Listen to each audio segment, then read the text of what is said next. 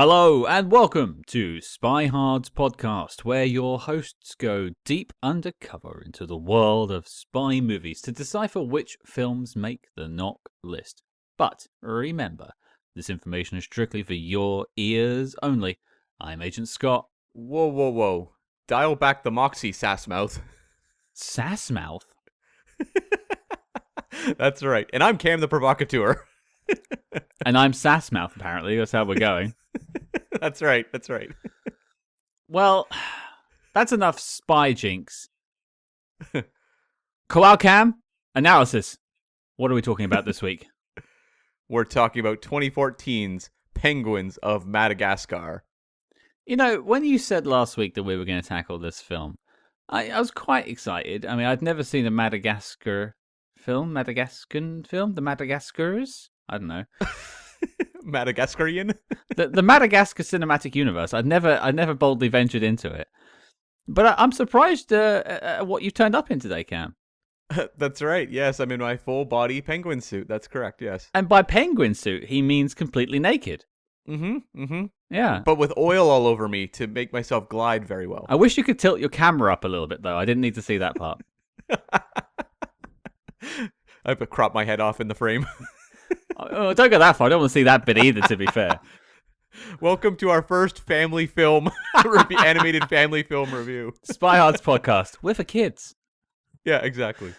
Now, I was excited to do this because it's not our first animated adventure. It's not our first kids film. We're kind of versed in both by this point. But What was the animated one we did before? Ghost in the Shell.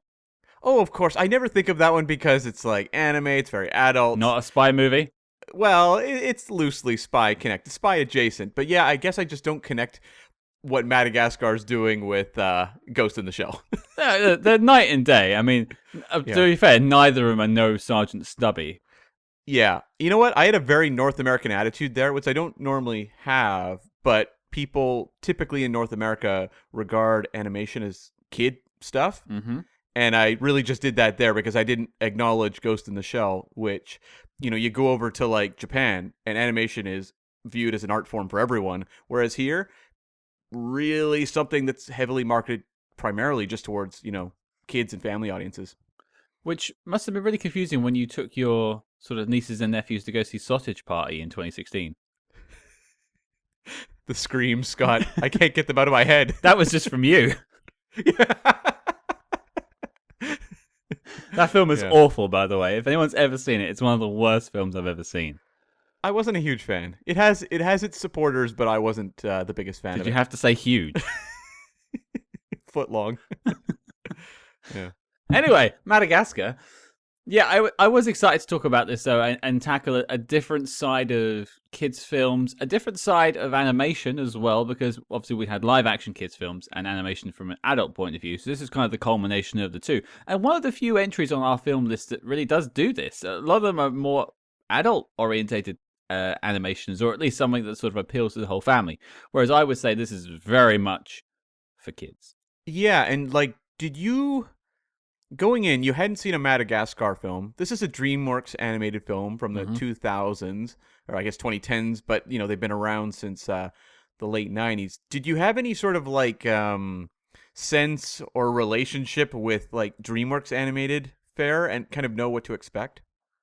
I really like Ants. Sure. Yeah, that was their first animated movie, yeah.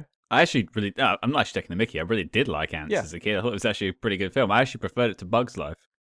I think I feel the same way, actually, which is rare because typically broad strokes, and I think it gets a little more nuanced when you break it down movie to movie, but broad strokes, it was always regarded as Pixar made the great stuff, or Disney, but primarily Pixar in that era, made the top tier stuff. And DreamWorks was kind of the junkier kid movie animated stuff. You can also look at say a movie like Shrek, which had a huge pop culture breakthrough for DreamWorks, and say, well, hold on, Shrek was a real phenomenon, but it's kind of DreamWorks were known for very kind of zippy, not particularly deep animated movies that would just pepper the films with pop culture references. And that was something Pixar didn't do. So that was kind of the dividing point, and people tended to regard the Pixar stuff much more seriously. But for me, especially Ant's Bug Life and sort of the films around that time, I was 13, 14, 15. Like I wasn't really looking for depth in films particularly. I was just looking for the ones I enjoyed more. So I didn't really care if I had pop culture references because they probably popped me anyway. Sure. I was young. Although I did watch the original Madagascar Oh, for this. Yeah, I just thought, you know what? I hadn't seen one myself. They're like 80 minutes. It was on Netflix. I didn't have to pay for it. So I thought, okay, I can fit in the first Madagascar because I'd seen the Shrek films. I'd seen a number of Dreamworks films, but I remember at a certain point just not being that interested in them because they were kids' films. Like they Pixar don't stuff. feel like they're for you, right? They don't feel like they're for you. No, and like Pixar stuff, I can easily sit and rewatch anytime. Like I think Madagascar, the first one, came out around the same year. I think it might have been the same year, if not like 1 year apart from like The Incredibles. And you're like, these are night and day in terms of what they are achieving. And I thought like the first Madagascar, it was zippy. It kept moving. It had some fun little bits, but the storytelling is, I think, a little too simple. And some of the like just the stop dead for references to like Chariots of Fire and Saturday Night Fever. I'm like, okay. Well, surely that like popped for you because you really enjoyed Spy Hard as well, right? Exactly. Yes, I was like, thank God, finally, finally. But yeah, it's like they make movies that I think my mom would have a term when we were young, and we would show her films that were very much aimed at us. But we were like, "What did you think, Mom? What did you think?" And she would say, "That was cute." Hmm. And that would be kind of my takeaway from Madagascar, the first one. Yeah. I I'm sad that you don't like to move it, but That's very DreamWorks.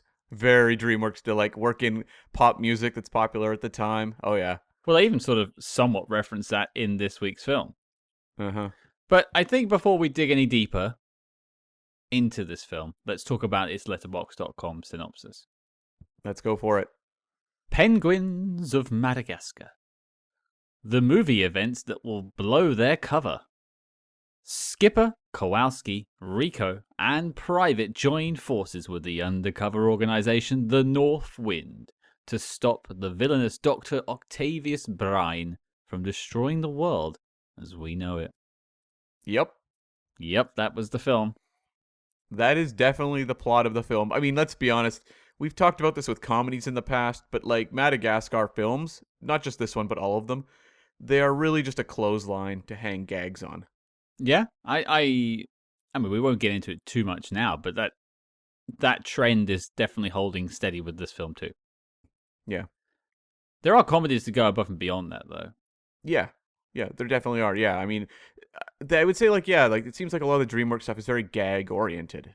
It's just goosing the audience with visual gags or lines or just pop culture references just to kind of keep the energy high consistently. Yeah, but I suppose we kind of mentioned it, but we should overtly say it. Neither of us had seen this film before watching this. No, I mean, if I had only just seen the original Madagascar this past week, there was no way I was checking in with the fourth in the Madagascar franchise, in 2014. The real MCU. That's true. That's true. They did Yes. it first. They did it first. No, you said it earlier. They seem like kids' films. I was never that bothered by them. By the time this was coming out, 2014, I was mid-20s. Would not have been for me. I would have looked odd in that cinema by myself without any kids. I guess, but like, DreamWorks in 2009 did it, or maybe it was 2010, did How to Train Your Dragon. And I thought that movie was fantastic. And I remember my friends and I going to see that one in theaters, and I saw all the How to Train Your Dragons in theaters. And I think it was just more the vibe of this one. When I was going to How to Train Your Dragons, I approached those the same way I would with Pixar, where I will go to see Pixar movies and you'll see all ages in that room. Whereas I would have known, I think, if I had seen the first Madagascar, were I to show up to a screening of, Penguins, it would have been a room of screaming children all over the place. Which is an absolute nightmare. It is. It is. Truly is. It truly is. Well, I think we need to talk about how this film came to be because, interestingly, we're doing that thing which we do from time to time where we check out a film in a series of films that goes more spy. But obviously, we're not going to go back and look at the other Madagascar films. Patreon. We promise you, folks, we're not going to do that to you. Patreon. I mean, Cam, we're meant to be getting people to join the Patreon, not unsubscribe. Good lord. But yeah, how did we get to the fourth Penguins film? Okay, so we've talked a little bit about DreamWorks animation. It was created obviously by DreamWorks Studios. DreamWorks launched in '94, and it was a studio founded by Steven Spielberg, Jeffrey Katzenberg, and David Geffen. And I remember at the time, like, the birth of DreamWorks was going to be the grand promise of, like, artistry on the big screen, because you had a studio, co-founded by Steven Spielberg, the wonders that were going to come out of this studio. And they've made lots of good stuff, but I don't know that I would regard DreamWorks as, like, the titan of creative industry at this point in my life. And I remember their first movie they ever released in 1997, because obviously it takes a few years once they found the studio to get some product out. The first movie was The Peacemaker, starring George Clooney and Nicole Kidman. Do you remember that film? Oh, no idea.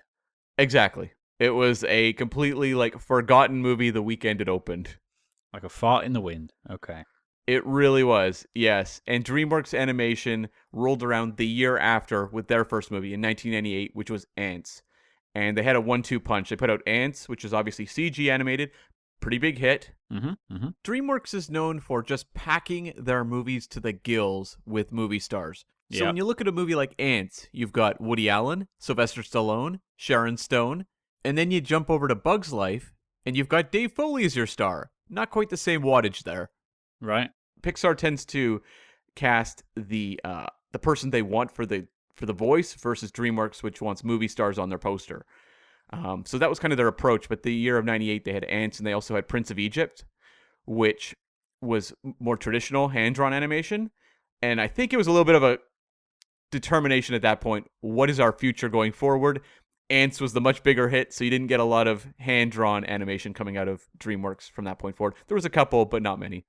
Well, I was going to say, they did have El Dorado Yep. not long after that, which was kind of like not the answer to The Emperor's New Cloak. It came out before, didn't it? I can't remember the timeline, but yeah, it was around that same point, yeah. Yeah. And also, for some reason, I'm looking at a list of DreamWorks films, and it lists Chicken Run, but surely that was an Aardman production. They picked up, I believe, North American rights to that one. So it was released as a DreamWorks film, yeah. I see. But don't worry, the next year they bounced back with, Hey Now You're a Rock Star, it's Shrek. Yeah, and Shrek is the one that I think gives them their identity. Ants definitely put a lot of the pieces in place with the casting, pop culture references and stuff. But Shrek was such a phenomenon, massive hit. It was the first film to win the Best Animated Feature Oscar. The category was introduced that year, and Shrek won it, beating out, I can't remember what Disney movie was that year, but I think there was always a sense that Oscar would have to go to a Disney film, right? Like, it would have to for its first time ever. And when DreamWorks got it, I think it gave them a real boost in confidence. They put out Shrek 2 a few years later, which was one of the highest grossing films of all time. It was massive, absolutely massive. And then followed it up with Madagascar, which was, an original property. It wasn't a sequel. It was something they were like, can we kind of replicate that magic? And I looked up the numbers, because, like, this is 2005. Madagascar cost $75 million to make. Okay. It made, and this is 2005, not 2023, it made $542.1 million. Good grief. People did move it to that film. Uh-huh. Yes. I remember the cast being pretty stacked. I know, like, Chris Rock was in there. I can't recall who else. Ben Stiller, Jada Pinkett Smith. Yeah. Sacha Baron Cohen. Yeah. Right. Okay. And so I found a press release in Variety in 2005 where they announced a straight-to-DVD spin-off from Madagascar about the penguins. So the idea initially was that they were just going to crank out a straight-to-video movie about the penguins and kind of call it a day, get some content out there without putting the resources into it that they would a normal theatrical feature. Notably, they also mentioned in the press release there would be a Puss in Boots straight-to-video movie as well. So both of these things never happened, which is actually not that strange. Oh, they did. The Puss in Boots had his own film. We said two. Theatrical. This announced a straight-to-video movie. Oh, I see. Well, that's happened a lot though. Like it happened with was it Aladdin 2 got a theatrical release because they made such a good film? No. Aladdin went straight to video. The sequels. It was Toy Story 2. I think that may have been it. Yeah. Basically run through development as a straight to video before Pixar stepped in and were like, no, we want to make this properly, and it wound up being obviously a classic. Yeah. Great film. Probably the best. No, I won't say that actually. Toy Story 3 is probably my favorite. You come down on 3? Yeah, 2 is often regarded as the best. I think 2 is more fun as a whole product, but I think 3 has more emotional heights that stay with me. I don't think I've ever cried as much in a theater watching those toys about to get burnt to death. I was sobbing. I don't know why. I don't know why. Oh God, it's coming back. You speak to something there that I think family animation at its very best can do, which is like you're having an emotional reaction no matter what your age is to a sequence like that. Yeah, and they are literally just toys with a name drawn on the bottom of them. Like it shouldn't be that powerful, but it is. Obviously, there's a tinge of nostalgia when it comes to things like Toy Story, which I definitely haven't got for the Madagascars. Right. But in 2008, Madagascar 2 rolls out. This movie, they double the budget, $150 million. Worldwide, it makes $603.9 million. So it's gone up. Yeah. Like, the Madagascar franchise, I don't know that people regard it that much. Like, I don't hear a lot of people talk about, I had to show my kids the Madagascar films. But, like, these movies make bank big time. But it's strange. I'm actually just looking at a list of the posters for the 3 Madagascar films, and growing as they go along is also the amount of, not the amount of penguins, but the size of the penguins in the poster. Mm-hmm. Yeah. I think they're picking up that the penguins are quite popular. There's a lot of P's there. Yeah. So in 2008, when they release Madagascar Escape to Africa, they also launch a TV series called The Penguins of Madagascar, which runs for 3 seasons, 95 episodes, and introduces a lot of the spy-fi elements that are going to obviously play a huge factor when we get to the 2014 film. I had actually I wasn't aware of this TV show, so I was definitely surprised when I was Googling and this thing kept coming up. I had trouble finding the film because of the TV show, funnily enough. But I also think it just would have been showing on TV channels I wasn't watching. Tougher movie to Google. This one or Firefox? Triple X. Oh, yeah. That was very difficult. Very difficult. Or very fun. I did hours of research. First family film, kids. So, the Madagascar parade keeps on going. 2012, we get to Madagascar 3, Europe's Most Wanted. So, we've got a budget of $145 million. So, down $5 million from the second one. Gross, $746 worldwide. Why are they not making more of these? Why is there not a fourth one? I don't know. I would be making Madagascar movies every 2 years forever. Forever. Just looking at the numbers going up in that sort of... Clearly there's a curve there. But apparently there was one announced for 2018, but they haven't done it. Yeah. I'll get to the kind of the future of the franchise in a bit. But yeah, so during the production of Madagascar 3, Dreamworks decided they wanted to make a movie about the penguins. And so they went to Eric Darnell. Eric Darnell was the co-director of all of the Madagascar films. He co-wrote, I think, the first 3, and had a background. He started in like music videos. He did music videos for REM. He co-directed Ants, and then he co-wrote and co-directed the first Madagascar with Tom McGrath. And obviously, he was kind of like the keeper of Madagascar at this point. But he was too busy with Madagascar 3 to really focus on penguins. So what happened was they brought in Simon J. Smith, who was another DreamWorks kind of in-house guy. He'd worked on Shrek shorts and had co-directed B-Movie, the Jerry Seinfeld animated movie, in 2007, as well as did some content regarding... Do you remember the movie Megamind from 2010? From the back of my Megamind, yes, I can remember it. Yeah, it was like a supervillain kind of thing with Will Ferrell. Like a big blue guy, something like that. Yeah. So Yeah. he'd done some like shorts about Megamind as well, and they brought him in to basically start the movie, and he would be joined by Darnell once Madagascar 3 was done. Which is something I find interesting, just looking at the IMDb, having co-directors, which is not a new thing, but and also I imagine animation is a completely different process to directing a film. It's maybe you need two people that can make decisions on set because there's so much to do with animation. I don't know, but it's interesting to see a shared credit for director. Yeah, in animation, there's usually two. Sometimes you'll see one. There's a number of Pixar movies that have a single director, but they often like to split the workload because these movies take forever, and there's just so many different elements that the two have to kind of juggle. So you get a lot of directing teams in animation. That makes sense. I get it.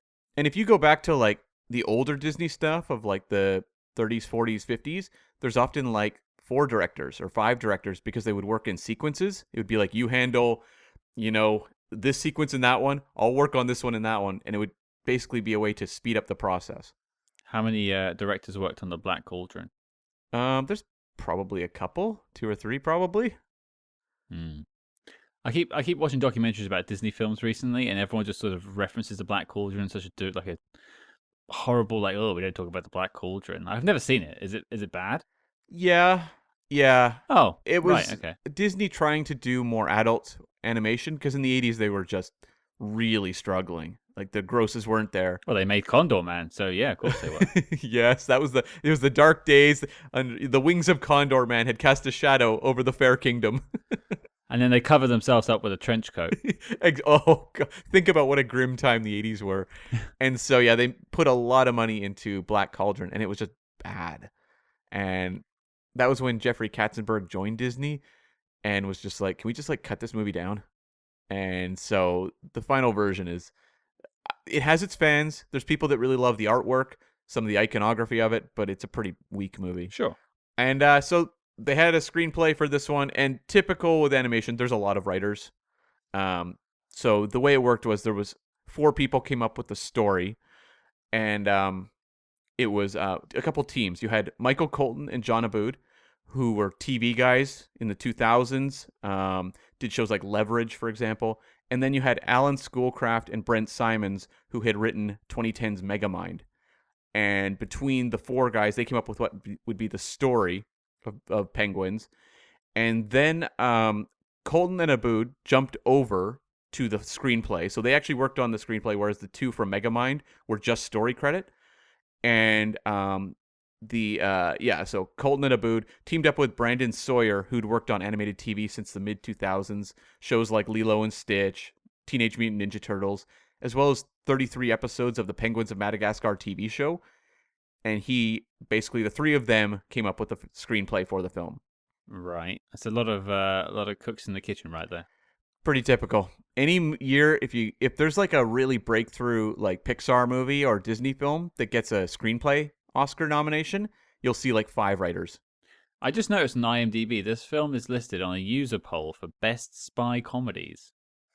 Sure. Well, I mean, spy comedies, we've seen some duds. We just spoke about Trenchcoat, so yeah, certainly so. Well, I'm going to pull up this list and maybe we'll come back to it later. Sure. Okay. And just in terms of the voice cast, the lead character Skipper is voiced by Tom McGrath, who, I mentioned that name earlier, was the co-director of the first 3 Madagascar films. And it was a case of, small supporting character. The director could do a fun voice for it. And next thing you know, that character has taken on a life of their own, and he is now a voice. It's kind of a little bit like Brad Bird doing Edna in the Incredibles series. Where he came up with the voice and, recorded it, and then they were really happy with it. And next thing you know, he's, I'm sure, making a considerable amount of money on the side doing Edna merchandise and theme park tie-ins. All the power to him. Mm-hmm. Why not? Make that money. Yep. And McGrath actually exec produced this movie as well. And then Cumberbatch and Malkovich in the film. Apparently that was first choices. That was who they basically wrote those roles for, and they got them both. I can see that. I mean, it's something that we mentioned earlier with the other Madagascar films that had sort of big names in them. You didn't mention David Schwimmer for some reason, but he's one of the main cast. Poor David Schwimmer. In the previous Madagascars?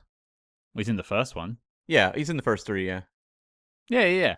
But they'd like to have these big names, and we'll talk about the casting in a bit. But putting those on because the thing is, the voice actors for the Penguins aren't known people, so No. they needed some big names to put on the poster and be like, hey, we got Benedict Cumberbatch and John Malkovich. And in 2014, kids were all about Benedict Cumberbatch. John Malkovich. And John right. Malkovich, too. Have you seen Being John Malkovich? Yeah, it's a great film. Did you see Star Trek Into Darkness last summer? He was Khan. Can you believe it? Khan! My voice almost slipped into the David Lynch voice there. I'm sorry. Oh, okay. And this movie had a budget of $132 million, so less than the previous Madagascar sequels. Domestically, it did 83.9. Oh. International, 289.6. For a worldwide total of 373.5. That's quite it. That's almost half of what the previous Madagascar film did. Quite notable. It's interesting. It's probably why there's not been a Penguins 2. Mm-hmm. Makes sense. I think maybe it's just... Maybe they were best suited for TV. Like, good spin-off material, but not good, like, tentpole material.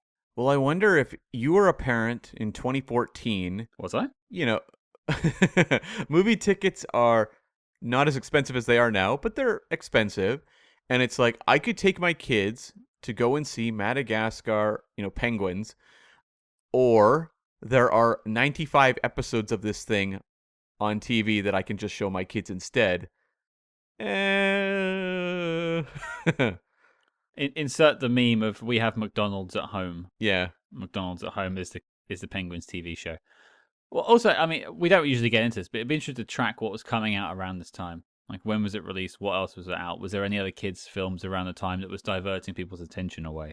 Yeah, I don't remember what the Pixar or Disney movies were of 2014. That year's a little bit of a blur for me for some reason. But then also, I'm not sure the names John Malkovich, Benedict Cumberbatch, or Ken Jeong really pull in the kids. I mean, I don't know. Were kids like jumping for like David Schwimmer and Jada Pinkett Smith and... You leave him alone, poor David Schwimmer. Ben Stiller would have had, I think, a bit of name value with kids. Yeah. Yeah. Maybe that's nothing to do with it. Maybe that is nothing to do with it. It's more just maybe it just hit at the wrong time. It's not like it didn't make its money, mind you guys. Like, this is an unproven IP. It's a side, film. It's not a main thing, and it did make its money back and then some. So it wasn't a failure. And I will say, I work in a bakery and I do cake decorating, or especially did back then, not as much now.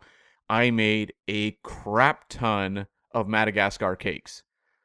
So, like, that was a very popular thing, but I don't recall any sort of Penguins cakes or any sort of tie-in, nor did I ever get requests for Penguins cakes. Cam, when you're baking bread, do you like to prove it? Okay, anyways, so this was number 19 for the year between Lucy, the Scarlett Johansson, Luc Besson film, and Edge of Tomorrow, a.k.a. Live, Die, Repeat. What a weird sandwich. Yeah. It's kind of like these two sci-fi action films. Yeah. And this one right in the middle. Yeah. I know which one I prefer out of the three. Edge of Tomorrow, obviously, yeah. Yeah. That film was unfairly treated at the box office. It should be a lot of people's like favorite go-to sci-fi, I think. I think so too. The top 3 for the year. Number 1, Transformers, Age of Extinction. Which one was that? I think that's the 4th one. Is it? Yeah, it's the 4th one. It's the one with Mark Wahlberg that introduces the Dinobots. And that was the first one I didn't see. How much do you think it made? Oh, these are still going. So okay. 800 million. $1.1 billion. And this one was about 3 hours long, as I recall, as well. Do you reckon adults were taking their kids to go see Transformers instead? Oh, hell yeah. I think so, yeah. Just so they can see them do racist jokes with each other and pee on each other? Great stuff. Exactly, yes. No accounting for taste. Number 2 was The Hobbit, The Battle of the Five Armies. Oh, God. And number 3, Guardians of the Galaxy. So we had some bright spots there. Which we saw together. That's right, in Las Vegas, yeah. Yeah, the first film we ever saw together, you and I, actually. in Armageddon. IMAX. In IMAX. And that is still my favorite MCU film. It's up there for me. Yeah. Yeah, I know you prefer Guardians 2. I have a lot of nostalgia for the first one. It hit right, and that soundtrack for me was very important. Oh yeah. Yeah. And kind of some postscript on this one. There was talk at the time if there would be a Penguins sequel, like on the press tour kind of thing. And it just, I think with those grosses, they were like, nope, we're okay. We're going to focus maybe on TV a little bit. So there's been no Madagascar animated films since this one. But there was a All Hail King Julian TV series that ran for 3 years, as well as Madagascar A Little Wild, which did like kid versions of the popular Madagascar characters, which ran from 2020 to 2022. It's one of those IPs that you could just keep doing stuff like that for and stick it on kids' TV, and they would just, eat it up. Totally. And Tom McGrath, the voice of Skipper in this film, went on to direct a couple movies that we are going to tackle at some point. A ways down the road. A ways. What did he do? Boss Baby and Boss Baby 2, Family Business. Oh. Hello, darkness, my old friend. Well, guys, we're cancelling the show. This is the end of Spy Hards. We do not wish to speak about spy movies anymore. This would be a really weird episode to end the podcast on. Perfectly us, though, if we did. It's like I did the Armageddon podcast, right? Talking about Arnold Schwarzenegger films. Mm-hmm. This is not a plug. This is a plug. Check it out if you want to or not. I don't care. But anyways, we went on hiatus because of the pandemic because we recorded in person. We didn't really like doing remote. And the last episode we did, because we have not returned to it, was the Conan the Barbarian remake with Jason Momoa. Was Arnie even in that? No. But we did remakes and stuff like that of his stuff. Oh, okay. That is not a home run ending to a podcast run. No. I bet it's like your highest download getter, though. I guess it would be at this point because it's the latest episode. Yeah. It was like, oh, they haven't updated it in 5 years. And it has, like, I believe, a tag at the front of the episode saying, "Don't worry, folks, we'll be back soon." Oh, well, maybe one of these days, if me and you get a bit bored, we can get your friend round and we can revive Armageddon for a few weeks and just finalize like his filmography. You must only have a couple of films left. Yeah, like 3 or 4. Yeah. Does that include his new ones? Yeah, I'm not including. There's a couple new ones, nothing really big. But I think we've got like Stay Hungry, Junior, Commando, and I think there's one other. And you said this wasn't a plug. Yes. Next week on Armageddon. Okay, Cam, Operation Flash, Splash, and Crash is definitely a go. I'm going to talk first about the film because you had all that airwaves time about Armageddon just then, so I think it's my time to talk. And the original Madagascar, which was relevant. Sure. I struggled with this film, I have to say. It's interesting because I had to put I did 2 watches and it's only 80 minutes. It says it's 90 minutes, but it's like 80 with 10 minutes of credits or something like that. Craziness. Yeah. Same with the original. Sure. I don't mind that. It's great. I can watch 2 of these in the space it takes me to watch Avatar: The Way of Water. 2.5 probably. And yet I felt I was more engaged with Avatar: The Way of Water than I was with this. And it's not that it didn't have moments of fun, but it just felt like it was completely not aimed at me. And so I had to sort of take a step back and acknowledge that it wasn't aimed at me. And there is some good voice work in here. The animation is slick. It looks great. The colors pop on the screen.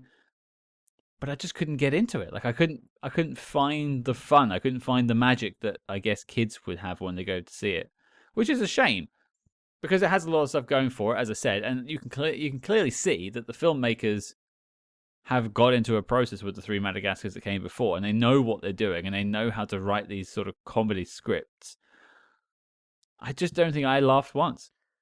I think I laughed maybe a couple times, but I mean, I was in a similar boat as you. Like, I think this movie is fine. If I had kids, I would be more than content to sit them down in front of this movie. Yep. I think in terms of like an introduction to kind of spy spoof kind of stuff, it's not bad. It's actually, it has some colorful elements. There are a lot of James Bond references maybe we can dive into in a little bit. Sure. It moves. It doesn't feel like it's just kind of taking its time. But I find with these, it's so common with the DreamWorks movies of a particular era. I think before they tried to get maybe a little more ambitious with the Dragon films and what have you, they are so just based on gags, and the gags are very much pitched at like really young kids.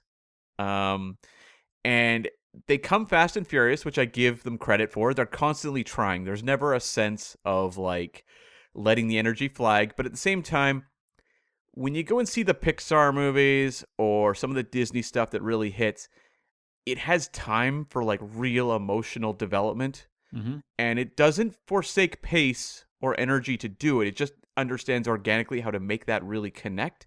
Whereas like movies like this have just kind of this defense mechanism of we can't stop, we have to keep joking, we have to keep injecting a set piece or an action moment or something like that. We cannot slow down. We don't have confidence in kind of getting that across. There was a point when we got to the end of this movie where I think it was Skipper said to, Junior, or was it Junior, whatever the youngest penguin's name was, Private, thank you, said to him like, you see, looks don't matter. And I was like, is that the message of this movie? Like, it never really occurred to me throughout the course of the film what the overarching theme of the film was, other than, like, family, I guess. Family matters. But when that kind of got dropped, I was like, oh, okay. It just feels like, plot-wise, it's real simple. It's like they discovered this villain, and the villain just keeps showing up. And that's kind of your plot.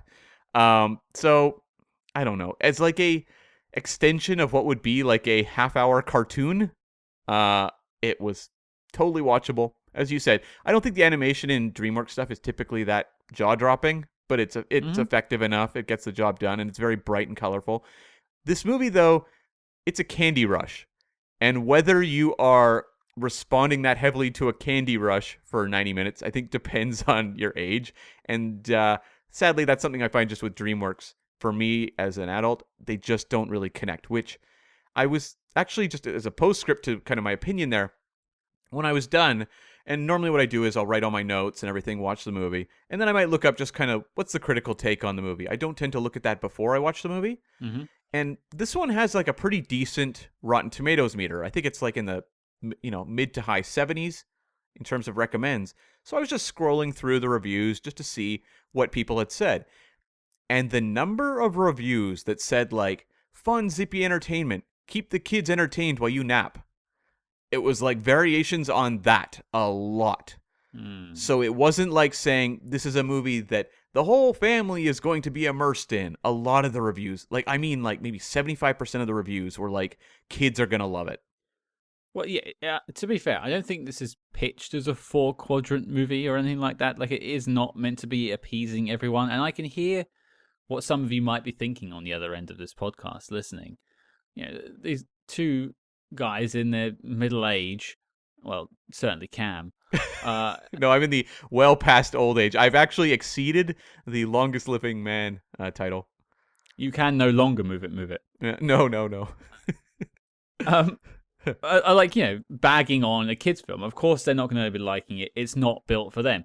I'd like to think that I can be objective enough to kind of go, I understand what this is, and I can look at it through that lens and judge if it works. And I think we both have acknowledged that it would work for kids, but I think we discussed in the past when we've talked about kids' films, specifically the Spy Kids films, they work best when they try and do something for everyone. When they have, the silly gags and the transmukers and stuff like that. And then they have these great, like, Harryhausen style action sequences in Spy Kids too. There's clearly riffing off stuff that we would know.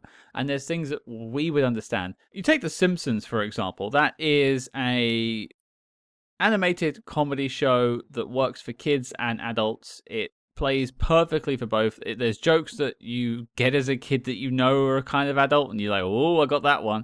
But then as an adult, there's things that the kids are not getting at all, and it's great.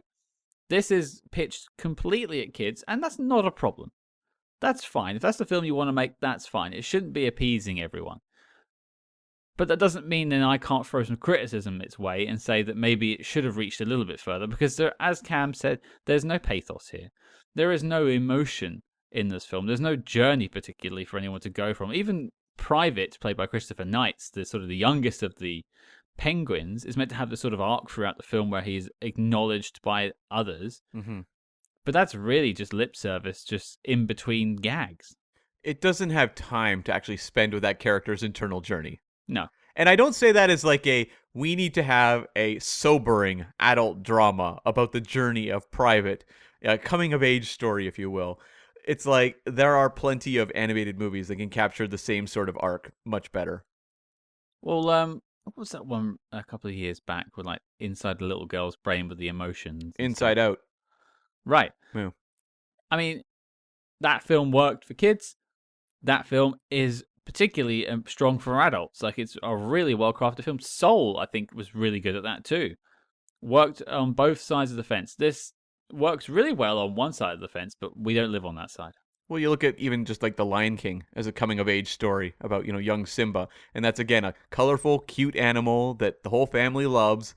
And everyone is so emotionally invested in that journey. Whereas here, as you said, it's kind of like lip service. It knows the basic arcs that are going to be easy to communicate to an audience, but it is that clothesline of gags. And so it so much depends on how much you are distracted or, in the best case, wowed by nonstop gags and some colorful set pieces. There is a skydive sequence, I thought, in this movie, maybe pivoting into things we liked, Sure. that I thought was genuinely fantastic. It was really well staged. It was funny, the way they were crashing into different planes as they tried to get, from one location to the next.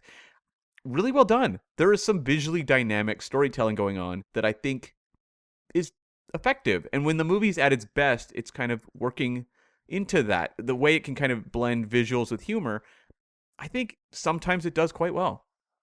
Well, you got to think these sort of films have like the biggest scope when it comes to what they can do. They're only sort of restricted by their own imagination because it's animated. They can basically do whatever they want. And so when it takes chances like that, like the sort of skydiving scene without parachutes, of course, I think it's really great. I also think like the villain Dave, the octopus, his ship like coming up to New York and sort of crashing, him coming out, and all that sort of stuff around there. I thought it looked really cool, and how they just present Dave. Like, personally, I think it's got this really cool body horror thing about him. The way he crawls around. It reminded me like The Exorcist or like Poltergeist, one of the two. The one where it does like the backwards crawl. Like, it was creepy. There was a genuine fear factor to it. I was like, that's interesting. Do more of that. Yeah, the backwards crawl is the Exorcist director's cut version or extended version. Yeah, I actually thought of Roger Rabbit when Judge Doom is run over by the steamroller and then like stands up and he's like really thin and it's so creepy and unsettling. I thought of that when Dave showed up in his disguise as like a human scientist and then fell and was like all twisted into like a knot and undoing himself. Yeah. I was like, oh, that's really effective stuff. And it also gave me a little bit of vibe of calling back to one of our very early films, Men in Black, with the roach in the human suit. Like that, how it just didn't quite fit and didn't look quite right. That was just a nice touch. I thought that was really good. Yeah. So it's like there's definitely animation touches throughout. And I think the main characters, they do something I think that's actually really effective and maybe doesn't get a spotlight put on it very much. You have 4 penguins. They all look pretty distinct unto themselves. And I've heard complaints from people who, for example, went and saw Avatar, a movie you referenced earlier, and had trouble telling some of the characters apart. I think when you are working in animation and creating, characters who all look very similar, it can be very difficult to make them distinct enough that the eye can track each of them individually. And I thought that the filmmakers did a really good job. They obviously had some practice coming out of Madagascar 1, and then having 2 as well, and 3 actually at this point as well, to kind of nail down how to make these characters pop individually. But I think this movie does a really good job there. Yeah, I definitely agree. In terms of things I liked, I kind of alluded to it earlier, but I think Benedict Cumberbatch and John Malkovich both do a really good job. I mean, Benedict Cumberbatch is known for his voice acting. Yeah. I mean, say what you want about the Hobbit films, Smaug is very well done. Yeah. Just watching behind-the-scenes videos of him crawling around pretending to be a dragon is absolutely hilarious if you've never seen that. But he does a really good voice. He does a really good voice in that. He does a really good voice in lots of other things. But as Classified, the Wolf, Mr. Classified, Agent Classified, whatever you want to call him, really good gravitas. But then John Malkovich is where it's really at because he is doing such a range throughout the film of emotions. He does different voices inside of his own voice. It's very well done. And so, and you mentioned about them having the reps and they've done some of these films before. Obviously, that helps feed into all of this. But you get a grade A actor like John Malkovich because this is something we sort of we recently had Catherine Vinclair on the show for our Skyfall review, professional voice artist, and talking about actors stepping into the sort of VO booth. And one thing you find sometimes is not all actors are voice actors. Mm-hmm. It doesn't always translate. They've picked two here that really do translate, and they are very effective in this film. And actually, that's something DreamWorks has really stumbled with a few times, where it was like, we've got to cast movie stars in all these movies. And then when the voice performance comes across, it's like, like it's not really a very strong animation character voice. But I think that's not the case here. And also, I mean, with animation, they record the voices before they do the animation. And so, like, they are animating to the voice performance. And you get the sense there was a certain amount of inspiration coming out of especially that Malkovich performance that I think really drove the way that character comes across. And Malkovich is very, like, playful with what he's doing here. He's going out on a limb often, going kind of crazy with the way he delivers lines. And it really works for a villain character. I think I prefer maybe this octopus character to the one that showed up in, like, Finding Dory, the Pixar sequel from a handful of years ago. I think this one's actually maybe a little more fun. Yeah, they were the things that kept me going throughout the film, I think, were those two performances. But is there anything else you wanted to highlight, things you liked? Well, I want to just highlight for a second while we talk about Benedict Cumberbatch, his pronunciation of the word penguin. I had that from my notes at the end, but I do seem to recall this becoming a little bit of a media thing when it happened on Twitter. But for those who aren't aware and haven't watched the film, Benedict seems to have a bit of an issue pronouncing the word penguins. And you often hear, I hear penguins. Penwings. I heard, like, penguins. Right. Yeah. I mean, to be fair, Benedict Cumberbatch could say anything to me. I'd be like, okay. Yeah. Well, here's the question. Did the filmmakers recognize that he was mispronouncing it and realized it would be amazing for the character? What came first, the chicken or the egg? Because I do recall there being this chat about him not being able to pronounce things properly. Was that from this, or was that from something else, and they're capitalizing on it with this, and told him to lean into it, perhaps? I don't know. I've seen that Graham Norton clip where he talks about the pronunciation of penguins, but I don't know the year of that clip. So, I don't know. We'll look it up and see if we can post something during the week. But, there is definitely... I feel like there must be some sort of continuity for this to happen because, when people do voiceovers, they're in the room usually with a director or a producer or someone like that who can coach them through the performance. And unless they really wanted them to say penguins, they would probably get them to do another take. Mm-hmm. Yeah, unless it's like Shatner back in the 60s saying sabotage. Sabotage. Yeah. Yeah, but Cam, did you have any other things you want to highlight? Well, I think we should just, like, shout out the lead voices, especially, like, I think Tom McGrath as Skipper is really fun. When you see, like, the original Madagascar, they're not spies. The spy-fi elements really come around later with the penguins. They are more like just like this crack, like, escape artist team that are just always, like, pulling heists and embarking on, like, little side missions of their own. But, like, they're very funny in, like, those small doses. I can see why they were inspired to launch them into a kids animated show and then a movie. But I think, like, Tom McGrath, when he takes that role in Madagascar, the first one, it's like, I have maybe like 6 lines or something like that. Like, this will be fun. I think he actually does a reasonably good job as the lead of this movie. Because that could be a steep order to suddenly be like, okay, you are now the primary voice of this movie.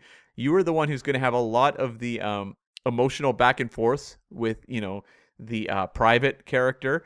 I think Tom McGrath's pretty good in this movie and very funny. Well, it interests me to know that he'd not done anything before really doing this in terms of voice work, because I think he does a really good job with it. I mean, he's definitely playing a character. He's putting on a particular voice. He's got kind of a military affectation to him. Yeah. but that's fine. He clearly is acting it, and he's doing a good job. I don't think I can say much about the other three penguins. Private perhaps has a couple of moments of has like certain levels to him, but the other two chaps are pretty much one note characters. Yeah, yeah. I wanted to shout out two things. One, I think this film has some good jokes in it, and I really wanted to highlight its pun work. Oh yeah. Dave the Octopus, at one point, although he does it several points throughout the film, but there's like a chain of them at one point where he references actors in sentences, which is all just from scripting. But did you catch this? I did. Yeah, Hallie, bury them. Yeah, Drew, Barry, more power. What else we got? Hugh, Jack, man the battle stations. Nicholas, cage them. Kevin, bake on. Like, Yeah. it's silly little jokes, but that's one of the times I maybe kind of got a smile out of me, which is rare. And I also wanted to mention, because we did sort of say we would mention this film does have a lot of love for other spy movies, especially James Bond. Especially James Bond, yeah. You look at some of the action sequences. There's a whole bit in Venice on a gondola that is basically one-upping Moonraker. On a what? Gondola. Gondola. Potato. Right, everyone. Just mark this one down. Gondola is that's a new camism right there. Gondola time. Okay, fair enough. It's my penguin or whatever. It's Cam's penguin. Yes. Yeah, but yeah, that whole sequence is very like trying to one-up Moonraker, where it's on wheels going throughout the city. The whole bit breaking into the Fort Knox is very Goldfinger. Even with the sleeping gas. Yep. There's also, they get jetpacks, kind of riffing off a Thunderball there. And also, the gondolas are also they're in Venice, and Venice has appeared in quite a few Bond films at this point now. I think 3 in total. And there's a couple of other little spy riffs. There's a theme running throughout the film that's basically riffing off of the Mission Impossible theme most of the way through. Kind of generic spy-esque music, but like it's definitely hearkening to that. And there's also a scene where the penguins are causing a distraction dressed as Bavarians with an accordion, which is straight out of Charlie's Angels. That's true. I didn't even connect that one. I thought the bit when they were in Shanghai and thought they were in Ireland was actually pretty funny. It feels like something you would do. Thanks. Where's the Blarney Stone? Huh? I did have a question for you. At one point, one of them adopts a British accent as part of their cover. How was that British accent on a scale of 1 to 10? Fine. I was fine. I guess like a. You need to be more critical of these British accents, because I presented you with a few that I feel were a little shaky, but you were like, "Yeah, it's fine." I've heard so many bad ones that the ones that are just mediocre don't really like go on my radar anymore. It has to be awfully bad for me to go, "Oh, that was a trashy accent." No, I don't think it really jumped out to me particularly. And then of course you've got like the classically trained Benedict Cumberbatch in the film, who of course that's how all British people should sound. In terms of just maybe the last thing that worked for me, I thought the opening with like the documentary crew was actually very funny, and that was some of the most, I think, brilliant inside joke or references that the movie had, because a lot of them are really obvious, but this one was actually, I thought, kind of layered. First off, having Werner Herzog do the voiceover, who's done documentaries like Encounter at the Far Side of the World. Very funny. I like that a lot. And just having him say things that are kind of like cutesy kid terms. Perfect. Great idea. It also, at the same time, is kind of touching on the popularization of things like March of the Penguins, that documentary the world went absolutely crazy for in the 2000s or the 2010s? I don't remember. Well, I clearly didn't go crazy for it because I've never heard of it. It was a massive phenomenon. Like, it was a huge box office hit. Wait. Everyone in North America went crazy for it. What did more money, March of the Penguins or Penguins of Madagascar? It might have been March of the Penguins. Wow, the ultimate Penguins film. Or is that Batman Returns? Oh, that too, yeah. March of the Penguins. It was narrated by Morgan Freeman, and it was a massive, massive hit. Andy Dufresne. Yeah, and so like the way they were kind of commenting on that was fun, and the whole concept of the popularization of penguin documentaries, that was clever. And then there was a moment that I was like, genius. No one will recognize this, but it's absolute genius.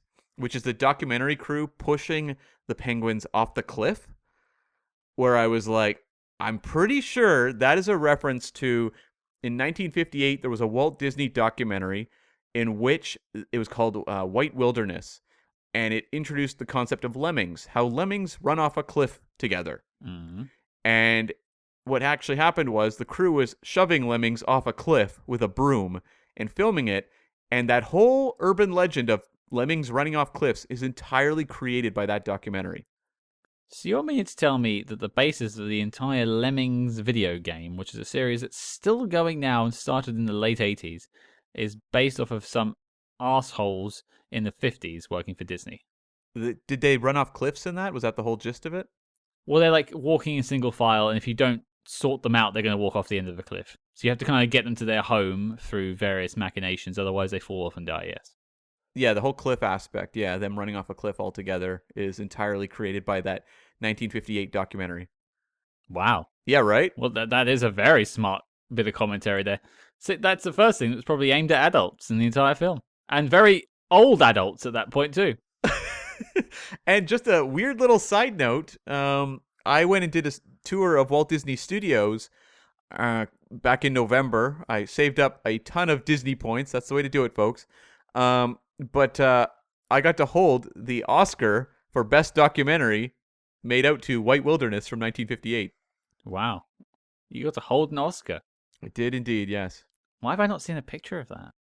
I think did I not send you the photo? I think you did. How heavy is an Oscar? Pretty heavy, actually. Yeah. Well, hang on then. We need to figure out what was the ultimate penguin film of all time. If it's not Batman Returns, if it's not The March of the Penguins, if it's not Penguins of Madagascar, is it White Wilderness? I don't know that one's focused on penguins as much. I mean, if they're pushing lemmings off a cliff, then clearly it's hopping all over the place. But Okay. Let us know. What do you think is the ultimate penguin movie of all time? I'm sure there's some interesting choices out there that I've not researched. I think I would come down for Batman Returns. Or The Batman. Sure. Although that one's not penguin focused. True. Although, to be fair, Batman Returns also has Catwoman. Also true. Conundrum. We interrupt this program to bring you a special report. Calling all agents. Independent podcasting, much like the spy game, requires considerable resources. Whether it's research, equipment, hosting, or of course constructing a top secret volcano lair, we're putting out the call for your support. That's right. As you may know, we've activated the Spy Hearts Patreon, home of our ever-growing lineup of Agents in the Field episodes where we decode non-spy films from your favorite spy actors and full film commentaries with more intel than a Basil exposition briefing. Cam, what have we got in our crosshairs this month? DiCaprio's on the run and we're in pursuit because we are tackling the 2002 Steven Spielberg film Catch Me If You Can. Is this minor Spielberg? Major? Come fly with us and find out. And if that sounds delicious, then become a true spy hard today and join the circus at patreon.com/spyhards. But before this message self-destructs, Cam, resume the spy jinx.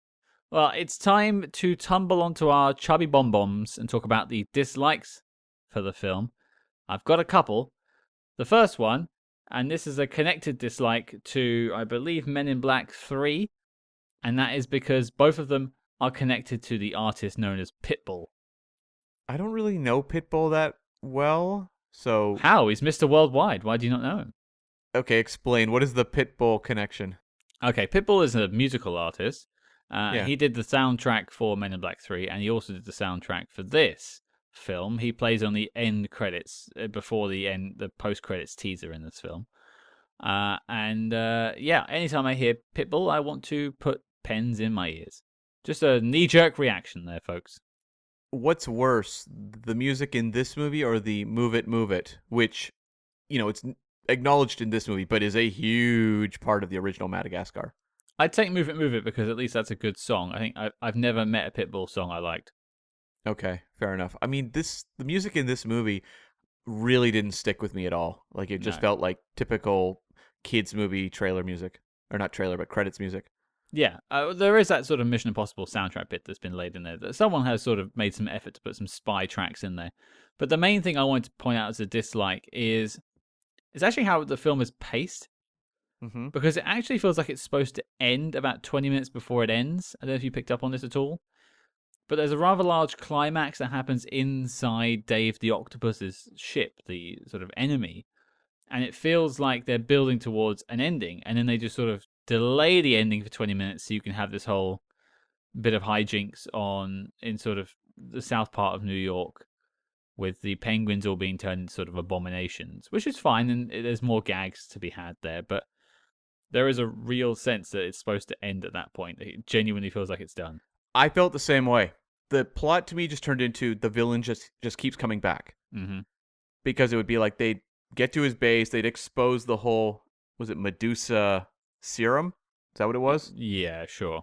Yeah. Yeah, the substance that transforms characters into monsters, which, just a side note, I thought the whole Medusa serum thing, the idea of transforming characters into creatures, really underplayed. Like, the designs that they were turned into were so uninteresting. Like, go crazy. Like, really have fun with the whole transformation aspect. The movie doesn't. Well, like the cricket they change is quite interesting. Yeah. But then when they change the penguins, they just become green with the odd bit of weird arm or tentacle. Yeah. It just felt like a real missed opportunity that I think in a more ambitious project, they really would have had a lot of fun with the whole transformation aspect. Didn't really do that here. But yeah, in terms of like the pacing, it's 80 minutes. It's zippy for kids, but in terms of like, I think paying attention as an adult, as you said, it's building to this kind of like big reveal of the villain. And you're like, okay, oh, that's not the end of the movie? Okay, we're going to keep going. But it never felt like it was developing new things. It's not like the villain, because there's lots of movies. I mean, most superhero movies, they meet the villain about the halfway point, but then you have a sense of an overarching big scheme that is going to, basically lead into your third act. That's going to be a big sort of climactic set piece. Mm-hmm. And some of those set pieces in Marvel movies, let's be fair, not great. But nonetheless, there is an overarching model to this type of storytelling. Here it was like, here's your villain, here's his plan, and then he's just going to keep coming back and chasing the penguins. It felt like almost like sometimes a video game where, there's like games you'll play where suddenly, and I'm talking more old model games, not so much New World. I don't play new video games really, but back in the day, you'd have like So Pong. Pong is the perfect reference point. But no, there'd be games where like the villain of the game would show up and chase you through certain parts of a level and then disappear and then come back like 2 levels later and do the same thing. And the whole point was just keep evading them till you got to a final confrontation at the end of the game. Mario did that famously. You'd bump into Bowser and then he'd disappear, and you finally get to him at the end, and then your princess is in another castle. Exactly. That's what this feels like.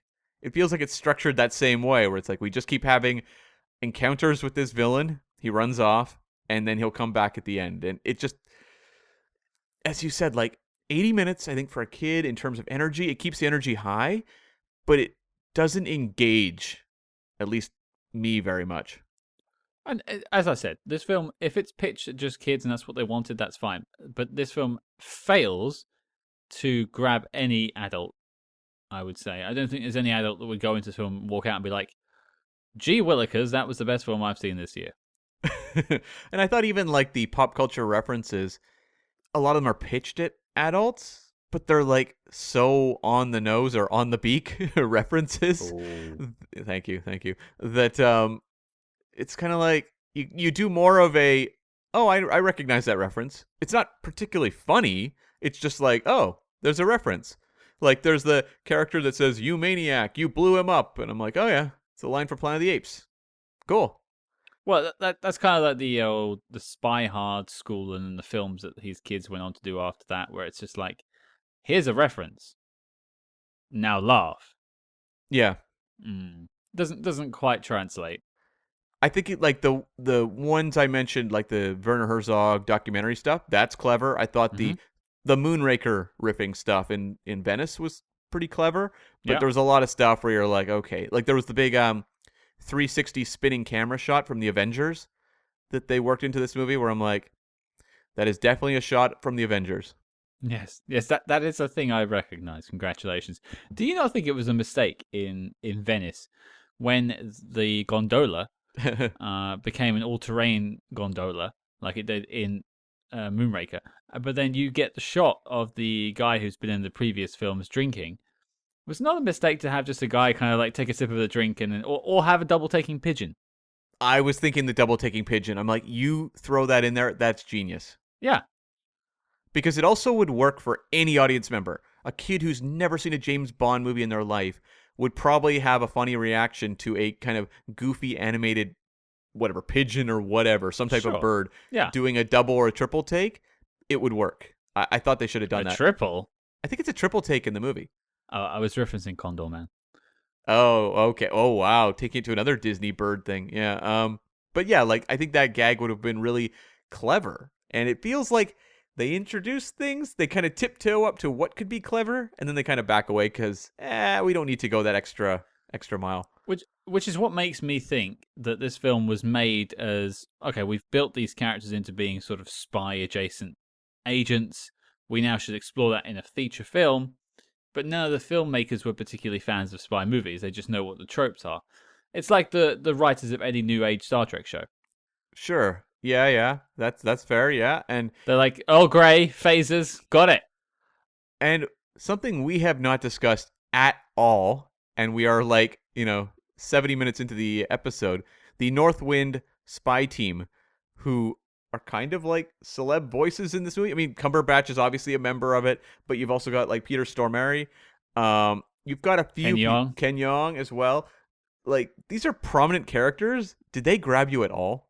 No, they felt like they were weirdly underwritten. Like, it was meant to be this whole love interest between Kowalski and Eva that's not really sort of developed at all.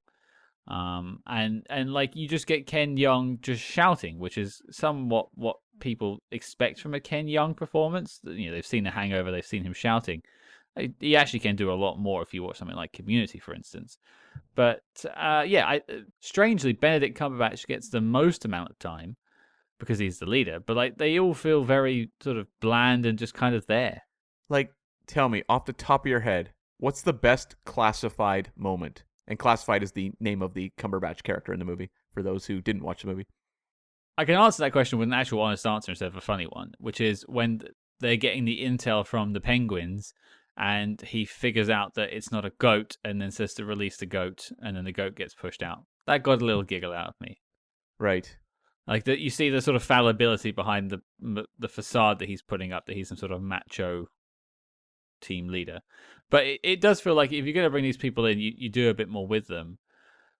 And like they come in and sort of save the day at the end, but then get completely like their legs taken out from underneath them. Why not have them involved or just do something like, just to set up the ending for you all. That right towards the end, the Penguins are defending Private from firing a big old laser beam.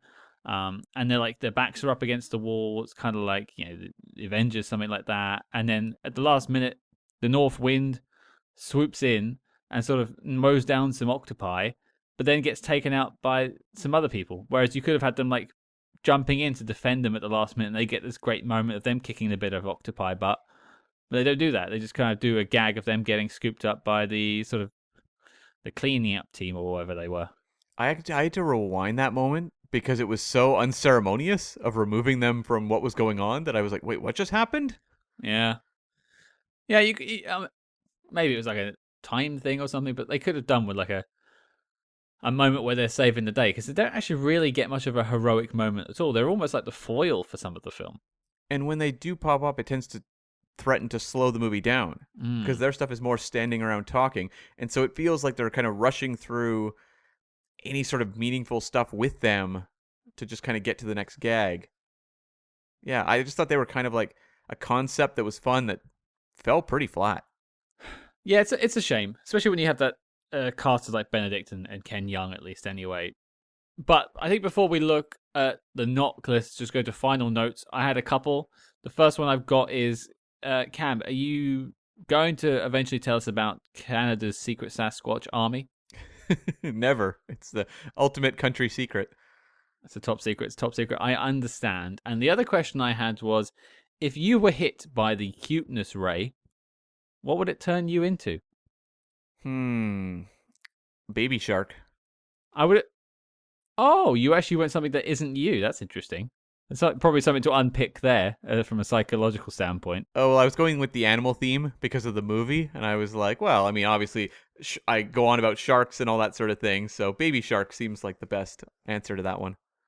See, I just would have thought it would have been like I mean, for me, it would just be like a young version of me. I imagine I was quite cute as a kid. I guess I go back to being 5 years old or something like that.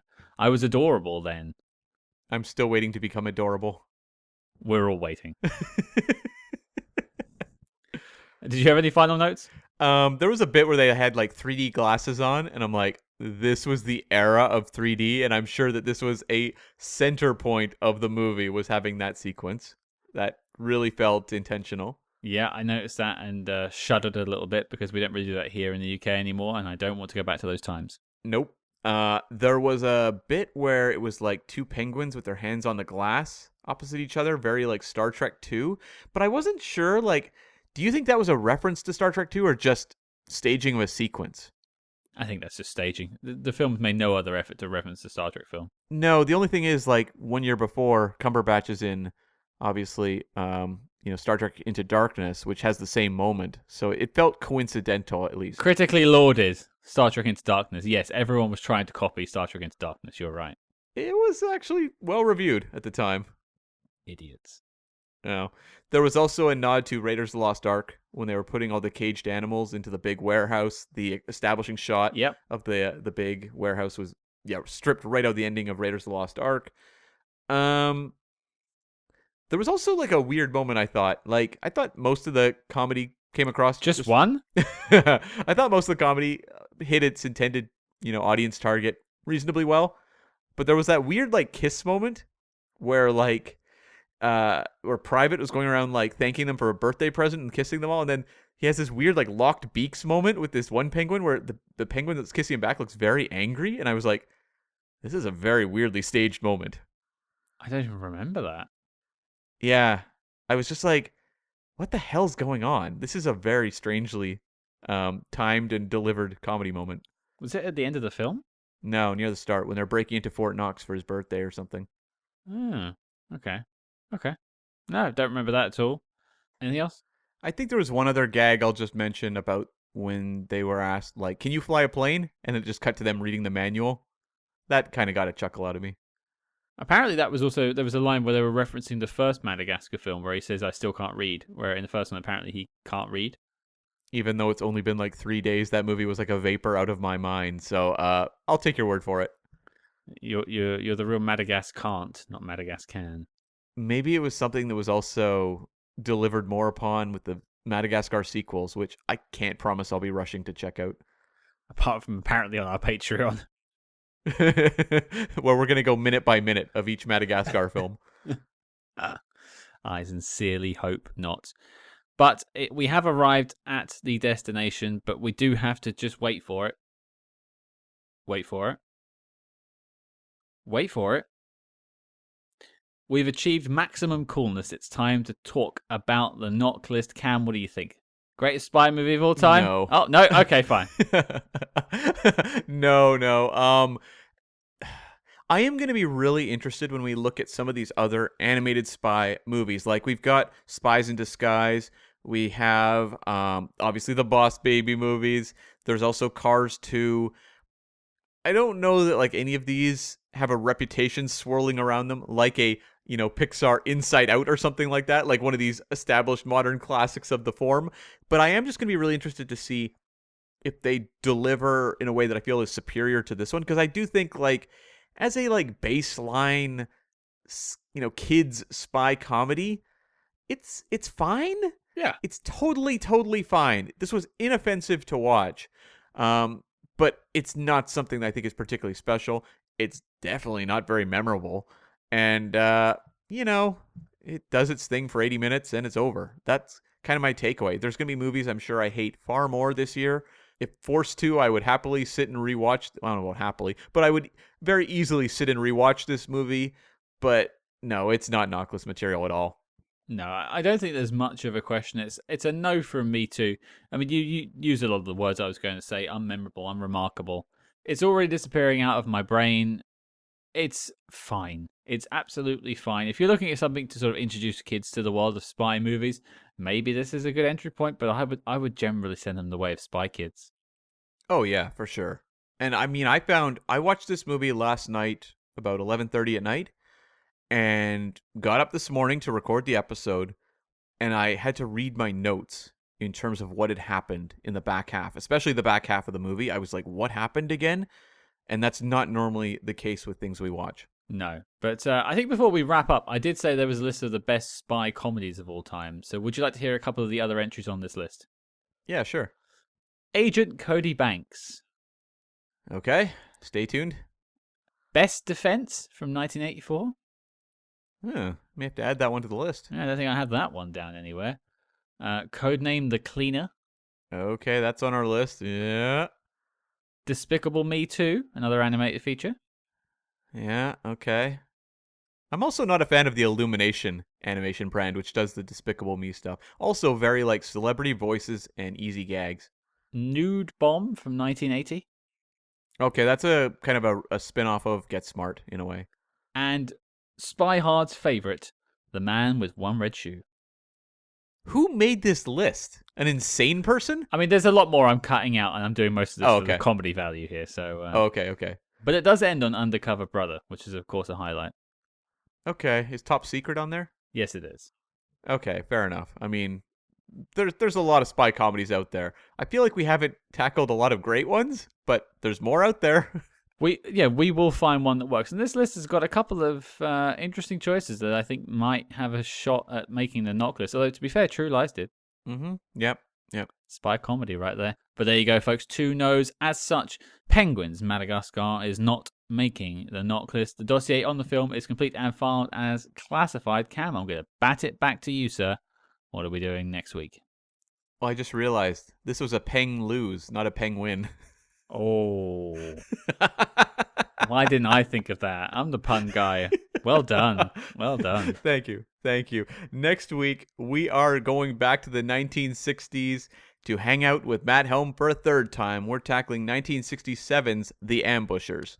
Yes, the third of our Matt Helm series. I'm looking forward to this one. I had a lot of fun with the first 2. They've sort of mixed results, but I love hanging out with old Dino. So, it should be an absolute blast. And it doesn't take place in the year 1966.